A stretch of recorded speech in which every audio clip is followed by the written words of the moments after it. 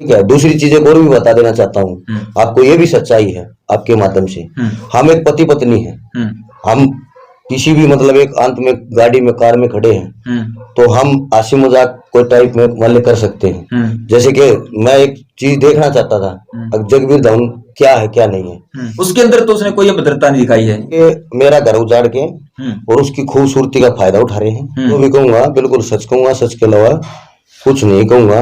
जो कि बीच में घुसपैठिए घुसे हुए हैं, जैसे कि जगबीर धवन कनेटी से है। भी मीडिया कर्मी और मेरे पत्रकार बंधु यहाँ पे पहुंचे हैं, उन सभी के चैनलों में धर्मवीर भाई का बहुत बहुत स्वागत। और धर्मवीर भाई, सारे भाइयों की तरफ से राम राम। राम राम भाई सर, सभी पत्रकार भाइयों ने, जितने मेरे साथी हैं और देखने वाले सभी आपके दर्शक हैं, उनको सभी को राम राम।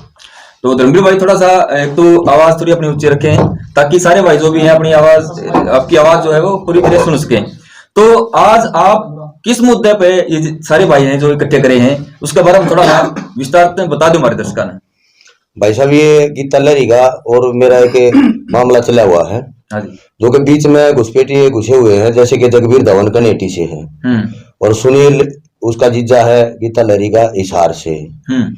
और भाई और भी मतलब 2-3 आदमी हैं, जो कि एक साहिल है, उसके साथ में एक शादी की तरह एक लिव-इन रिलेशन में रह रही है जी।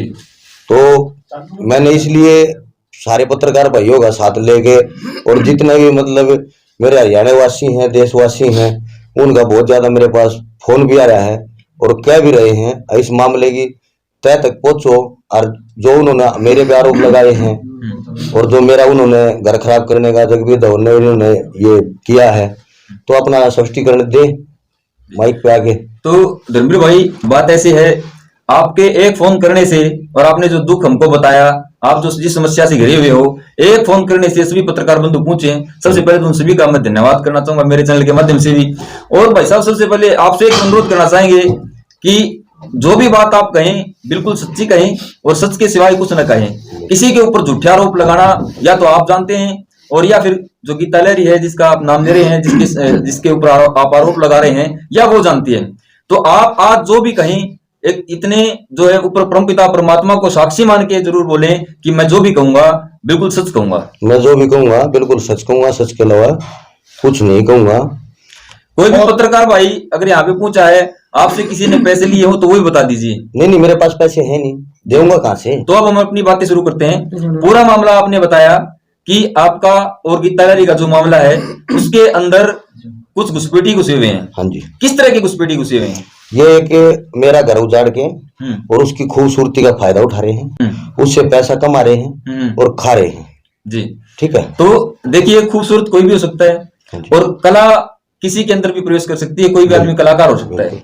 तो आप जो आरोप लगा रहे हो आप, हाँ, गीता लहरी और जगबीर धवन जो इसके साथी हैं, जैसे कि वो पति बना के रह रही है दूसरे के साथ में, साहिल के साथ में, तो ये कलंक तो है ही। और एक चीज आपको और बता दूं, क्योंकि उन्होंने कहा है इनका बहन भाई का रिश्ता है, ये मेरी धर्म बहन है, ये मेरा धर्म भाई है, तो उसमें भी एक कलंक है। क्योंकि जितने भाई देख रहे हैं, सुन रहे हैं, और उनकी जो हिस्ट्री निकाली है और मीडिया के सामने भी लेके आया हूँ और वीडियो चल रही है अभी, तो किस एंगल से भाई और बहन है। और वो बोले बार बार आके हमारे को सबूत दो, सबूत दो।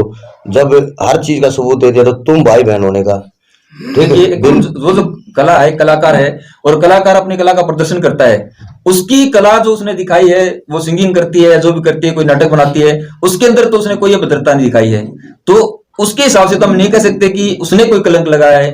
लेकिन आपकी जो बातें बता रहे हो, तो आप पूरी कलाकार जगत जो है उसके ऊपर आप ये बता रहे हो कि वहां पे जो भी उसके साथ काम करता है, क्या वो सारे गलत हो गए आपके हिसाब से? सुनो मेरी बात, मैंने बहुत से कलाकारों से फोन करके बोला, भाई ये ऐसे जाएगी, ये बढ़ेगी, और ये घर से निकल चुकी है, इसको आप ना बुलाइए, आप ना बुलाइए।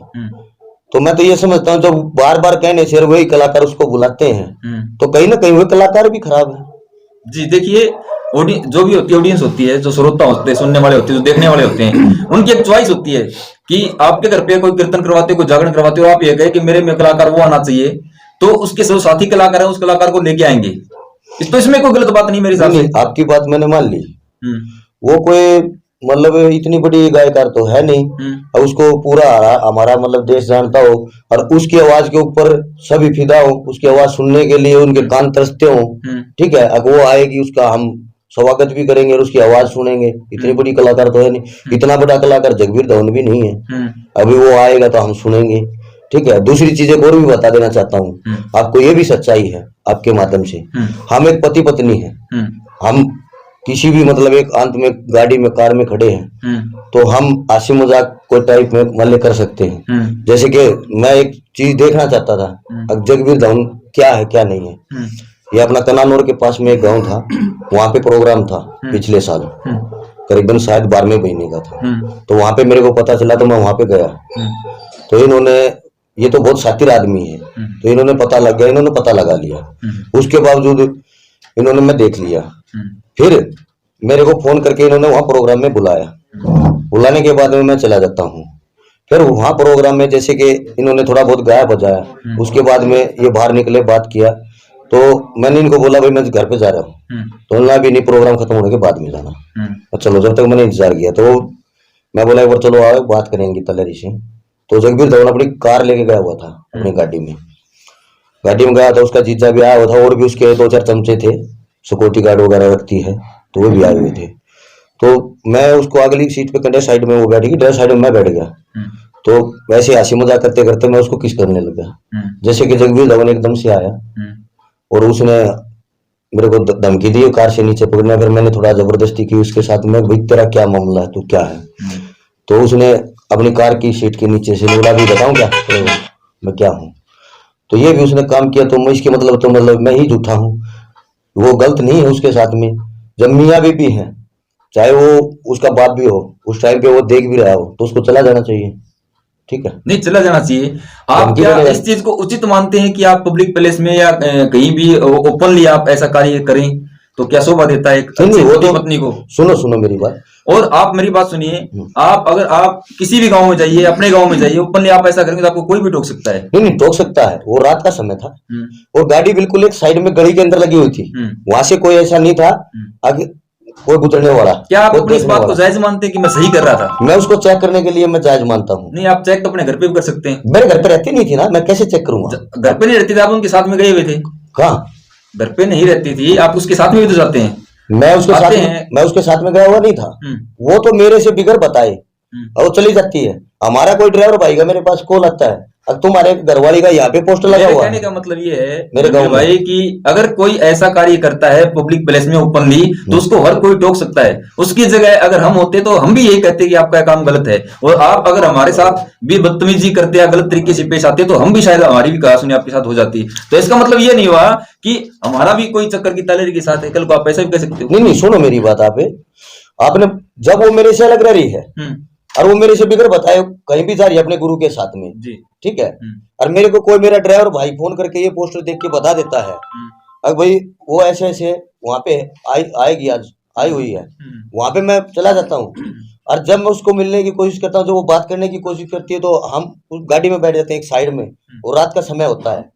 जब उसने जगबीर धवन ने ये पता है भाई ये दोनों पति पत्नी हैं और गाड़ी में बैठे हुए हैं, जब ये 10 मिनट ले, आधा घंटा ले, इनको बतलाने दे, हो सकता है अब इनकी तू में चली हुई है, इनकी हो सकता है सुलह हो जाए।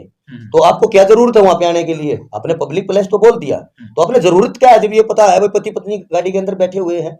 ठीक है, देखिए कोई भी अगर किसी भी प्रकार का झगड़ा होता है किसी के साथ में, या आपस में कहासुनी होती है, आज हम लोग भी आए हैं तो आपकी किसी चीज के प्रति मतलब कहासुनी है, तो उस चीज का ही सोल्यूशन करने के लिए हम भी यहाँ पे पहुंचे हैं कि हो सकता है हमारी किसी बात का इफेक्ट आप पे पड़ जाए, या हमारी बात सुन के गीता लहरी पे कोई इफेक्ट पड़ जाए, जिससे आप दोनों का घर बस जाए। हमारा मेन मकसद यही है।